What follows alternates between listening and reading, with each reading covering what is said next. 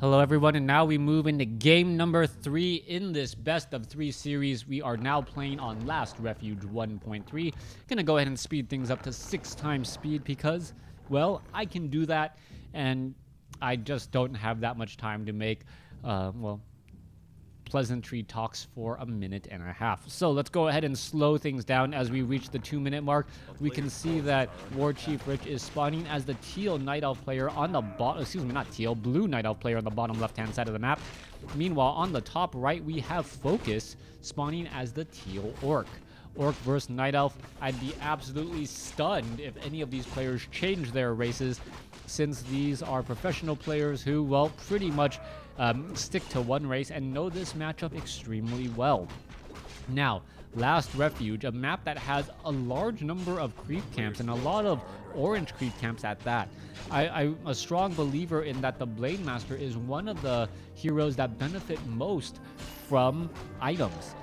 That's one of the reasons why that Blade Master is just oh so strong. You can see Sentry Ward already being dropped down there as the Demon Hunter is at level 2, has Claws of Attack +6, and is now making his way off to the north.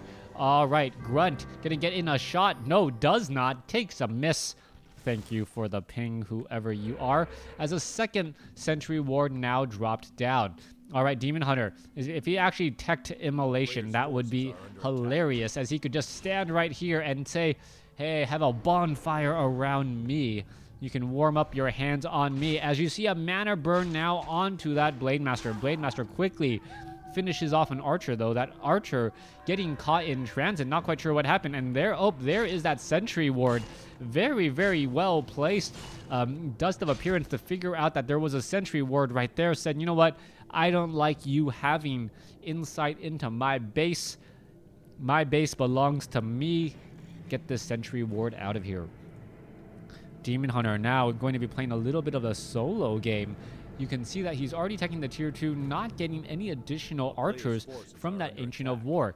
Now the Demon Hunter is going to have to play this very carefully.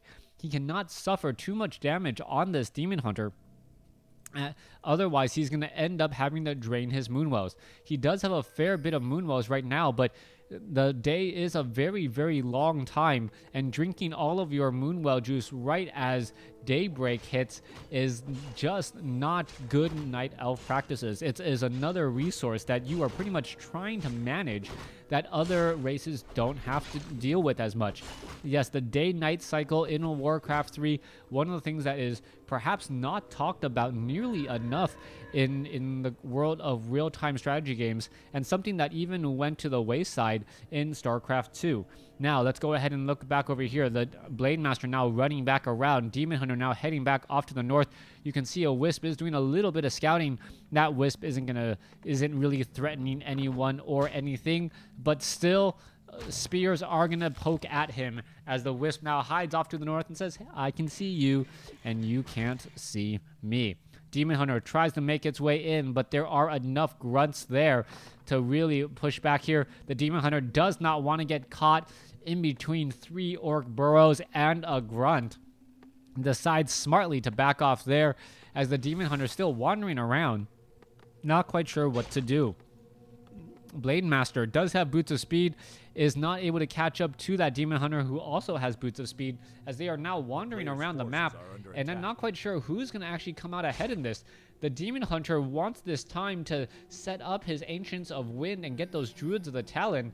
Meanwhile, oh wow, that Wisp taking a little bit more damage over here. Meanwhile, you can see that the Bestiary, with no real place to be built, may have a little bit of a problem. Alright, are we going to get a Stomp or anything? No Stomp. Beastmaster now out, and the Beastmaster is going to start launching quills at this Bestiary. Bestiary down to 44 hit points. It may end up falling, and that is going to hit a giant reset button on some very, very important tech that is needed.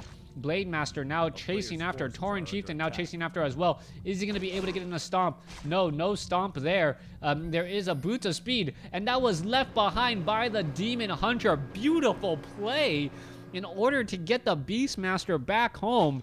Wow. Knowing that there isn't going to be enough time to really use... is going to be a transfer? No. Not going to be enough time to really use the Staff of Teleportation.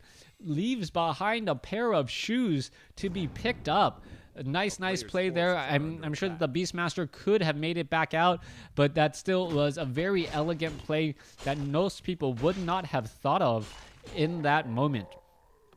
Back over here, Bestiary is going to be completed. Spirit Lodge already training up those Spirit Walkers as we are looking at the Blade Master, Tauren Chieftain looking to come back home.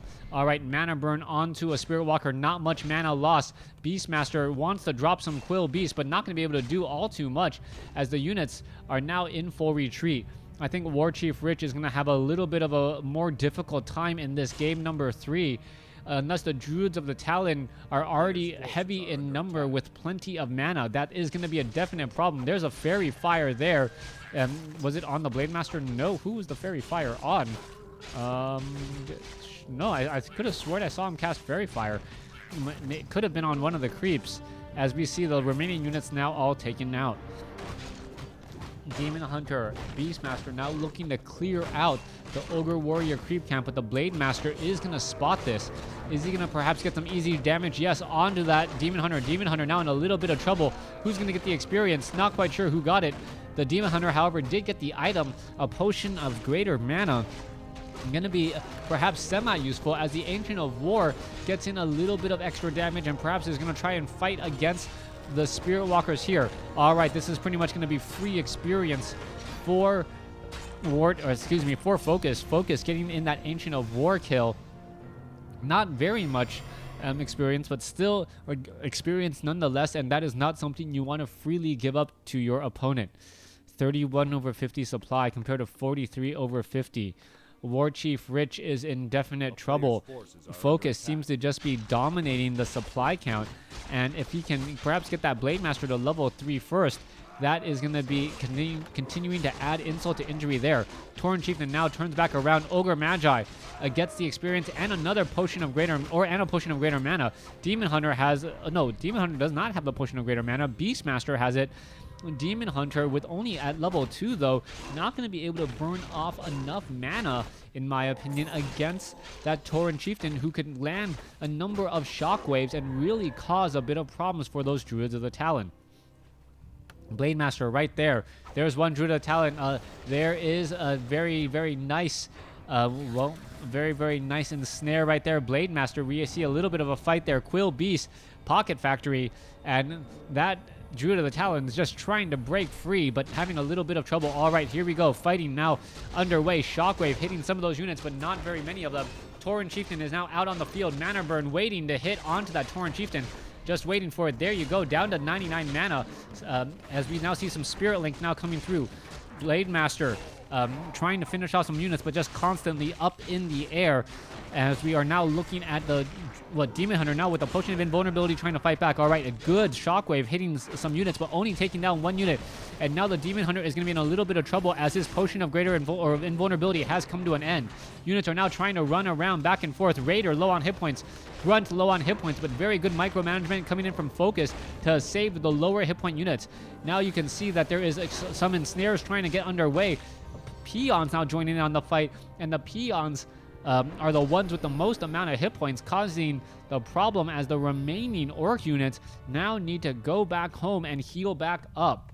Healing salves will most likely be used here in just a second. There you go, healing up Grunts, Raiders, and trying to get back up to full 49/60 compared to 43/50. I believe WarchiefRich, if I had to give a victor in that battle, would have been WarchiefRich, as he was able to deal a lot more damage and then completely nullify that Blade Master from getting that much damage through. You got to remember that Blade Master did get to level 3, but it wasn't as much as an overwhelming victory as I thought it would have been. Meanwhile, the Demon Hunter, Beastmaster, and Goblin Tinker may each level up here in the next 2 minutes just from these normal creep camps. Ogre Magi right there. It looks like, yes, the Beastmaster will in fact get to the next level. Tinker is going to get to the next, well, actually I don't believe so, just because the Demon Hunter is there soaking up a little bit of that experience. Yeah, Tinker will be about 30 experience shy, or 20 experience shy, sitting at a 180/200. But then again, the Goblin Tinker really wants level 3 more than level 2, as most heroes do. All right, let's take a look back across the map. if the Demon Hunter is able to creep out a difficult creep camp, say this Ogre Lord creep camp, things would definitely go in his favor, but can he risk it?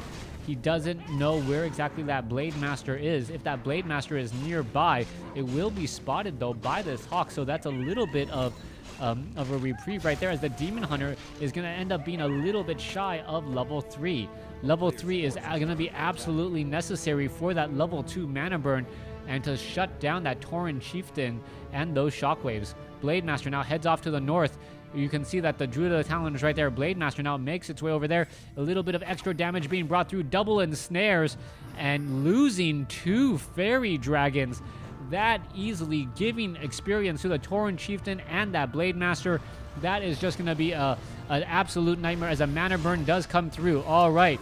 Fairy Dragons are up in the air. One is now down. Healing Ward is now disenchanted as we are still trying to fight through this war here. Beastmaster continuing the fight. Believe another Quillbeast could be dropped here in just a moment. Spirit Link constantly being cast. Another ensnare down onto the Beastmaster there as the fights are going through. All right, WarchiefRich has 1 healing ward and it is still being used. Nope, finally disenchanted as the Druids of the Talon are now backing off. Bat Riders are now joining in on the fight as well. Ends justify the means, taking down a Fairy Dragon as the Druids of the Talon are still wandering back. All right, Shockwave not really hitting its target. Beastmaster now in full retreat, gets ensnared, but a Scroll of Town Portal in time as the Druids of the Talon should just turn back around and get a little bit of extra damage on to some units before the get out of jail free card does go off. Beastmaster sitting at level 2. Demon Hunter sitting at level 3 as they are now making their way off to the north. Blade Master using this opportunity, FoCuS, to ensnare this Ogre Lord. Once the Ogre Lord gets to half-life, I believe it tries to run away. No, it does not try to run away. It is just going to stand there trying to take down the Blade Master, but we see a very useful item, Hood of Cunning, +4 agility, +4 intelligence. Now, what is that? I don't know how many, +20 to its stats, which is about equivalent to what? You normally get 5 stats per level, so about 4 levels higher stat-wise than that Blade Master should be. That's one of the reasons why that Blade Master gets so strong. That Blade Master is very stat-dependent. And with the Potion of Lesser Invulnerability, all he needs now is perhaps a Potion of Greater Healing or a Health Stone, and that would round out the best items on a Blade Master. Demon Hunter now heading back off to the north here, going to try and clear out this 5-3-3 creep camp. Going to be able to do that in peace. Meanwhile, Tauren Chieftain now marching down, has a Clarity Potion. He's going to have plenty of mana. Level 2 Shockwave could spell certain doom until the Demon Hunter is able to get off an all-important mana burn. Let's take a look down over here. 50 over 50 supply compared to 49 over 70. What is going to end up unfolding here as the Druids of the Talon are caught pretty much in the back. All right, Blade Master currently cycloned up. Raider going to get taken down. There it goes. Speed Scroll now being used. There was no, not a mana burn. If that Tauren Chieftain can get off another Shockwave, that would be potentially huge, but a mana burn is going to hit the Tauren Chieftain first. Beautifully done by WarchiefRich. That was an absolutely necessary play as we are now looking at this fight coming to an end. All right, who is going to win this last fight? Demon Hunter trying his best to survive. Staff of Preservation saves the Demon Hunter, but he needs to get back here, and he does get back here in a hurry. There he is, back and full of hit points once more. All right, Demon Hunter continuing the fight. Orb of Venom doing its job here, attempting to take down Raider after Raider. Scroll of Healing was already used, and this is just not looking well. Units are just dying on both sides, with the Blade Master constantly up in the air, and it looks like FoCuS, yes, FoCuS is going to end up losing. WarchiefRich takes the win. Last bit of experience right there and getting the kill. Even though FoCuS had the larger army, WarchiefRich was able to come out ahead. Thanks for watching. Thanks for listening. Hope you guys enjoyed it.